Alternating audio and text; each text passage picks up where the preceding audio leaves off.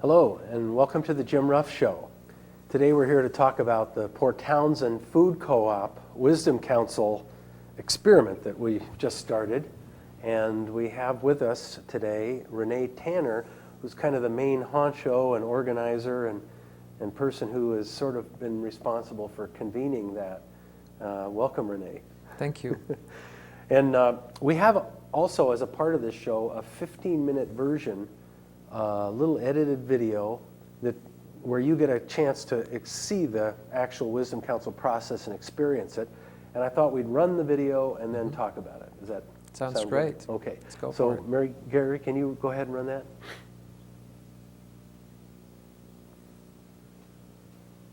Hi there. If you can find your name on there. Hi, Molly. Hi, Renee, how are you? I don't think you're on there, are you? What is it? It's the Wisdom Council. It's the randomly selected 200 Can I names. take a look? Yeah, this is the list that we're asking. Sounds better than what I'm doing. They are, then actually are a possibility to move on the election. Yeah. The Wisdom Council. So, welcome everyone. If you want to gather in a little closer, we're going to start this drawing, and I'd like to announce the first official event of the Wisdom Council at the Co-op. It's a very exciting initiated program that will be happening 4 times this year, and this first one will be happening at the end of this month, February. We are fortunate to have Phil Johnson, County Commissioner, and Mayor Catherine Robinson, here to help us draw the names. We have a great selection of people who are members at the co-op, randomly selected names, and there will be 6 chosen by each by Phil and by Catherine, and then the names that are left will be the alternates for our council. So without further ado, let's see who we have as our first council. Me. I would like to give a special welcome to the Wisdom Council members sitting to my right. I believe there's 9 of you. 2, 4, 6, 8. There's one person missing. Okay. This group came together last night to begin the Wisdom Council and have been at it since 10 o'clock this morning. And it looks like you're still looking pretty good there. And they have been deliberating all day, so it's not just drinking coffee and eating cookies, right? You will get to meet each one of them in a little moment. So I'm Deanna Martin, and I'm the Executive Director of the Center for Wise Democracy, which was a nonprofit that Jim and Jean and I and others formed a couple years ago to really help get this Wisdom Council concept out in the world and help communities that want to do it. So I'm going to talk to you a little bit about that and what the Wisdom Council process is. I just want to affirm the work that's been done here and affirm that it's part of a much larger movement in democracy that's happening all across our nation and really in our world, and that's exciting. Thank you for all turning out for this great event. I'm happy to see a full, almost every chair filled here. I just want to quickly go over what the rest of the afternoon is going to look like.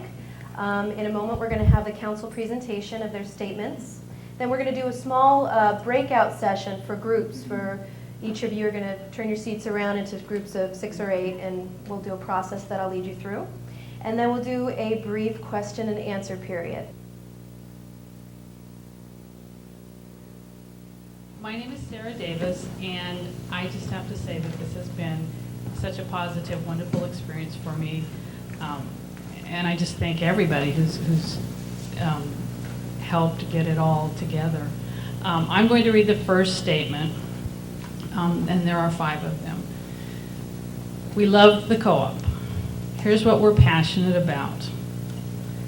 We love the little carts, Kalamata olives, English Stilton, raspberry kefir, beautiful vegetables, thick sliced oats, spices, prices. We love the wonderful and essential relationship with local growers. We love that every day there is something new in the alcove. We love the gardens outside, how the vines will enclose the walls, that the planting and tending is done with love. Okay, statement 2. As zoning members, we feel that all members need to have access to the co-op financial and business structure and related issues. We request the board make the following information more readily available to the membership: the conditions of the lease, the possibilities of purchasing the building. Hi, Julie Anderson. I thought this process was really fun, actually, and I'm looking forward to future wisdom councils and how the process develops. And I'm going to read statement 3. We feel that it's valuable to eliminate co-op numbers as an open identity. To do this, we suggest co-op cards are given out consistently with the option of being laminated. New members and current members are educated that they may use their card at the register rather than verbally relaying it. Cashiers are informed of this change and asked to request member card or number at checkout.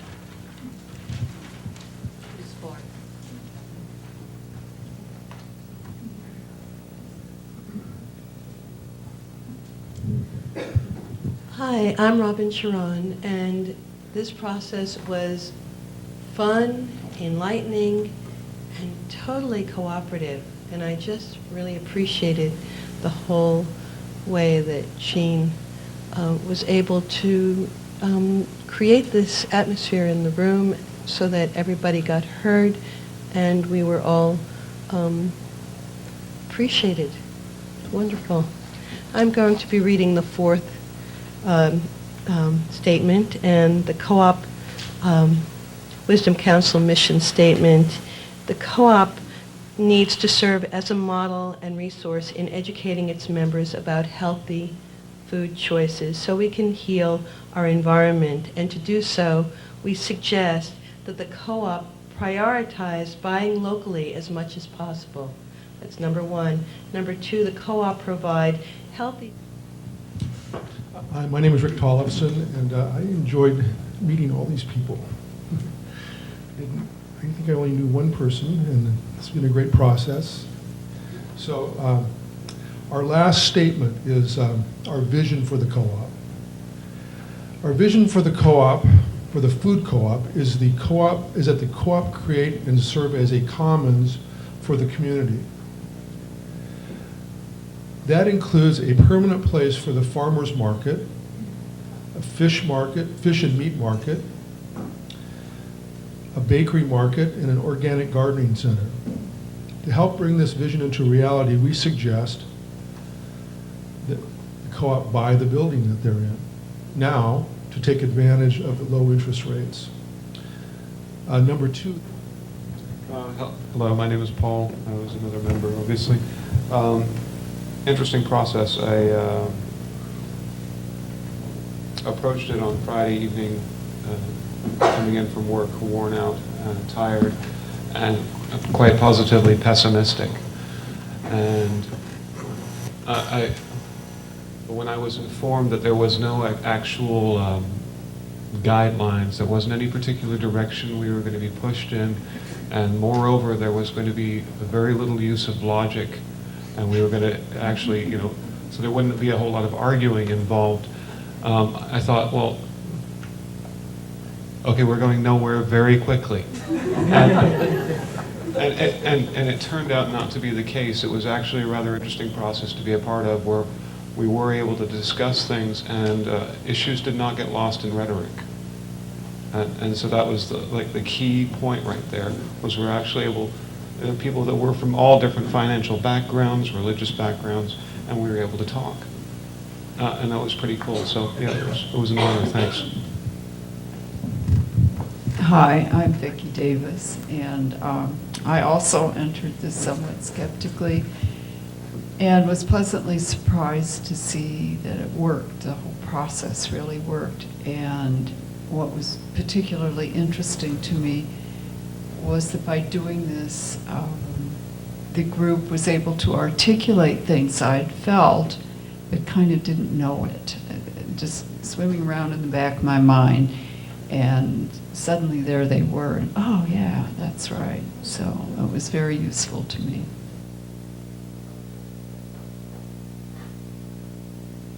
I would like to see the voice of we the people captured at every opportunity, because we can inform our leaders, participate with our leaders by sharing what we know and what we feel about how our lives should be and how our relationship should be with our governance, our system. And I'm very encouraged by this as a step in that direction. I'm amazed at the depth. I'm really pleased to see the areas that you all covered and worked through. There's a feeling that a lot of this information is already available. I mean, a lot of it is, and I think that one of the challenges is to make that known to co-op members, what is available, and to make it known. You know, I would say that maybe 2% of the membership of the co-op came to the annual meeting, and that was a good turnout. So I think that if co-op members knew, or it was important enough to them to come, then they would find out a lot, and they would be handed that report, though the report was available and is available at the store. I look at this and it's exactly what I hoped and prayed would come out of this.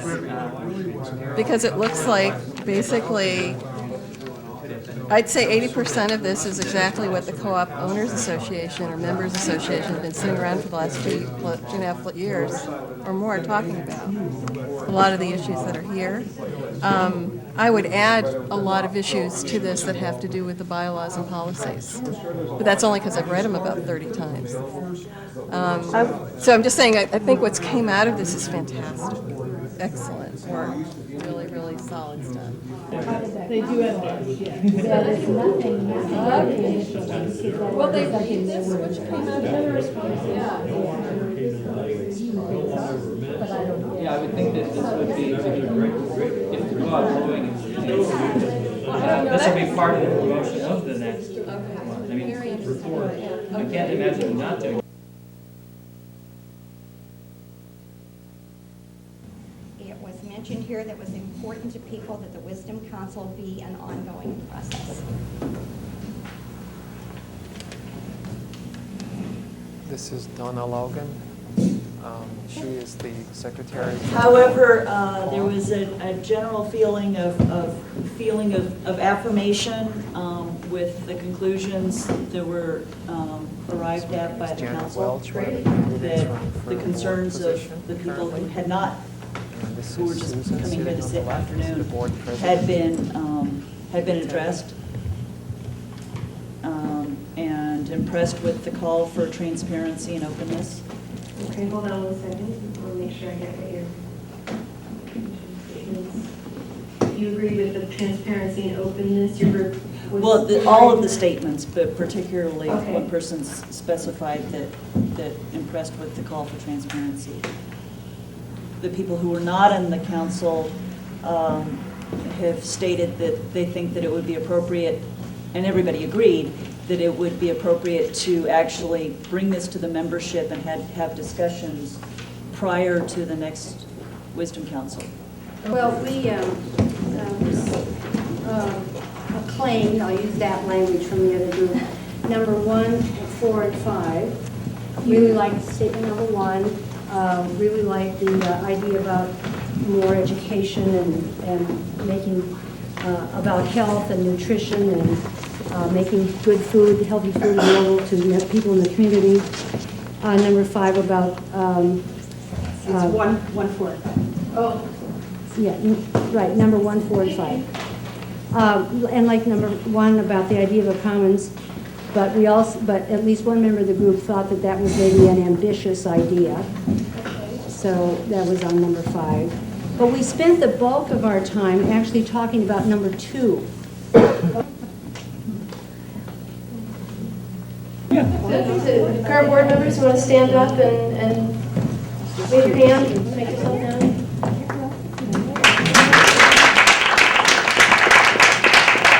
And those who are now running to join the board, do you want to stand up?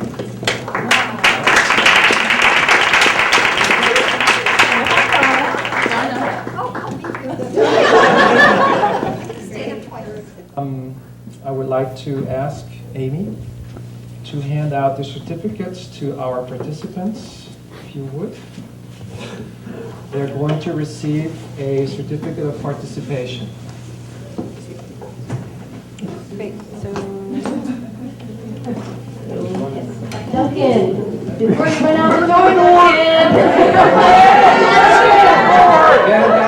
Duncan! That's awesome.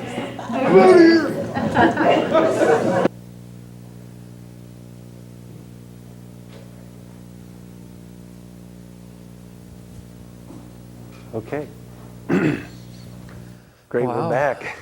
That was quite the show. This is the first time I ever saw any footage of it, so it's really exciting. I was really enjoying that show. That's great. Yes, Yeah. And you'll be able to hear it better when we see it next time. Next time, right. But so maybe you could just tell us a little bit. How did this happen for you? How did it start, and how did this germinate? Well, I think the first seeds, as far as I'm familiar with, were planted quite a few years ago at the food co-op.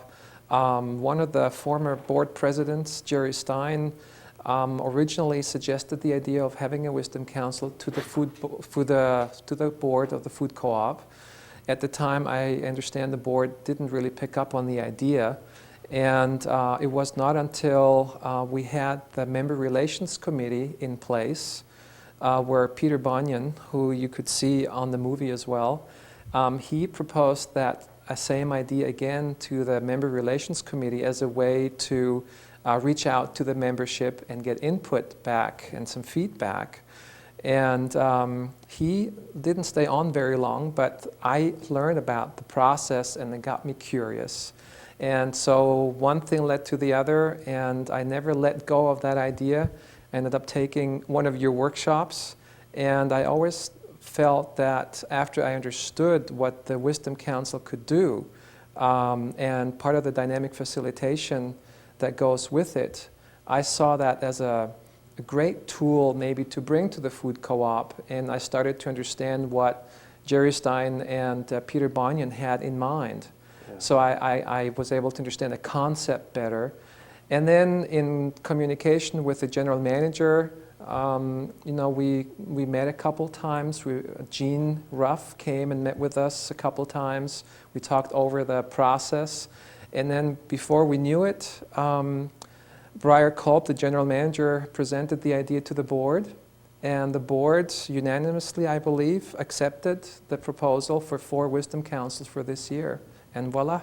Oh, that's great. And we're glossing over, there's a lot of controversy and there's a lot of upsetness and so forth, and none of that's evident from the video. No. Or from That's the right. experience of what happened. There was a lot of really good energy that came out of the process. People were really genuinely interested in participating in getting the word out. Many members of the co-op saw this as an opportunity to get involved in the co-op and renew their commitment maybe to the food co-op as an organization, maybe more than just as a grocery store and a health food store, but more as a center of a community and where people like to come and just share things with each other as a larger source of, I wouldn't say a family, but a communal gathering place. And I think the Wisdom Council opportunity, this first Wisdom Council that we had, also brought in members that have not been very active in the co-op.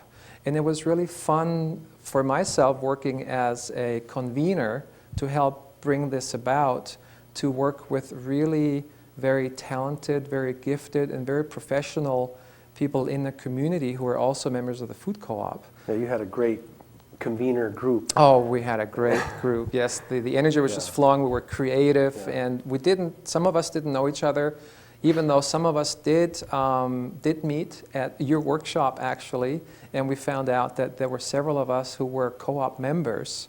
And so that was fun to work with each other in a very different setting. Yeah. And so we also always had a very positive and exciting outlook about this process of the Wisdom Council.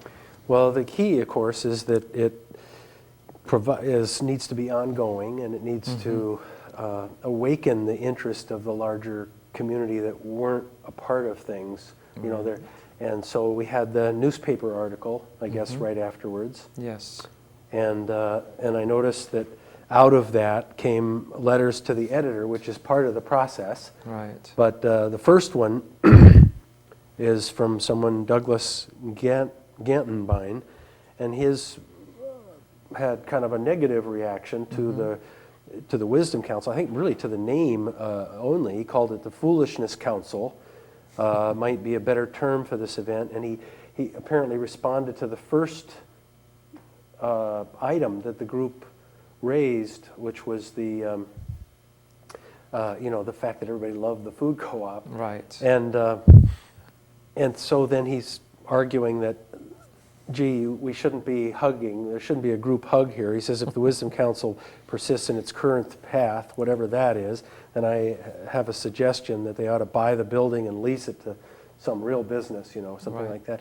Which, incidentally, if I may interject, the co-op is actually holding a meeting about that. Particularly, that particular item right there is already happening, that the building might, it has been brought up as a possibility for the membership to vote this month on whether or not we want to buy the building or not. Yeah, but that came from the Wisdom Council, not from the letter, right? I mean, I understand both, the process has been going on since last fall, right? All right. Yes, for a while. But the key piece I was going to point out is that this, even though the first response in a letter to the editor was kind of negative about the process, what he did then is respond with ideas that need to be considered, that are part of the conversation. Very vital, good ideas about selling the building or turning over the business to somebody else, or treating it more like a business. Right. And then there was positive responses afterwards, or responses to him and his article responding. So, so your work of the Food Co-op Wisdom Council did generate this larger, or begin to generate this larger conversation. Right.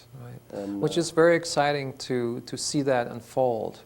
I mean, just the experience of having been there as the moderator on that video that we saw, and seeing all these people, all these members coming in to this forum, and to get to know the council members, just to see that there is interest of the members to participate in this process, for me was very satisfying, and it just filled me with a lot of excitement. That's great. And a lot of hope also for the food co-op, in the sense that it's not just that people love and care for the co-op. I think people are willing to go a next step further and really participate in the process.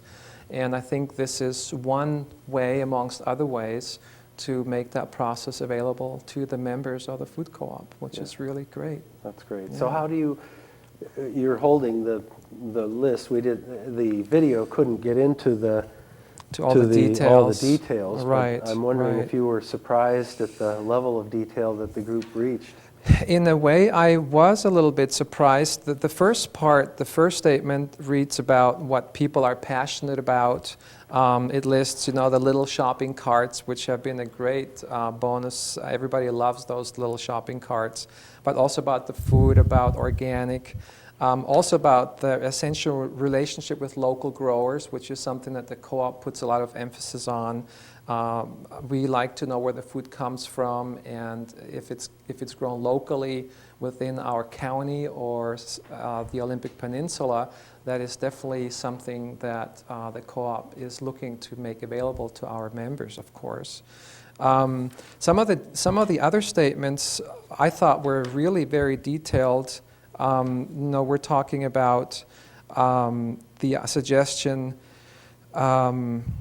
about the membership numbers. Every member at the food co-op, when you sign up, you are assigned a number, a member number. And there's been a lot of controversy around those numbers. We have the low numbers, we have people with number 30, for instance, or we have high numbers. The latest numbers are somewhere in 13,000 something. And there has always been sort of a tendency of people to select each other out and saying, oh, what number are you? Oh, you've been there for a long time, or you're one of the founders, and then there's the newcomers. Oh, you haven't been here very long. In some way, I think it's great. It generates conversation, but some people have also used it to, I wouldn't say denigrate, but to ascribe maybe how long you have been part of the co-op and your involvement in the co-op based on your number. Mm-hmm. And so I wasn't surprised, but I thought it was great that people picked up on that, and the suggestion was made, well, maybe just as one point on this list is to do random numbers and just to give everybody a number regardless of what it is, so they wouldn't have that kind of meaning. On the other hand, of course, what makes our food co-op a food co-op is those little things. There are things from the past that we brought to the new store, the new location that we expanded to.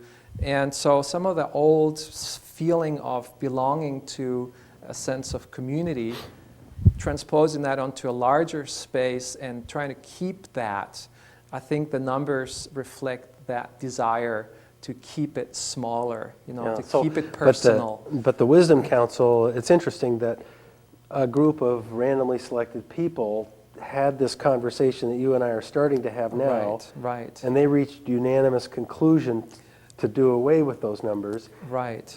The rest of us on the outside are kind of attached to them. I have a low number, so I'm attached, and you do, and so it's kind of, there's a little bit of attachment. So we're just beginning that conversation. That's correct, yes. And getting used to this concept. concept. What's so exciting about it is that you have a conversation that's starting about a specific topic, about an issue, and people are starting to share their opinions, and people are finding, well, oh, you've thought about this before, and so there's arguments, there's discussion, and so I think that's a great process at work. Yeah, I think it's fascinating because it probably could never be suggested in a board meeting, without all the old members going, hey, wait a minute, no, this is, and yet it came up in the Wisdom Council, hey, this is something that makes me uncomfortable as a new member, and other new members, I guess, said, yeah, me too.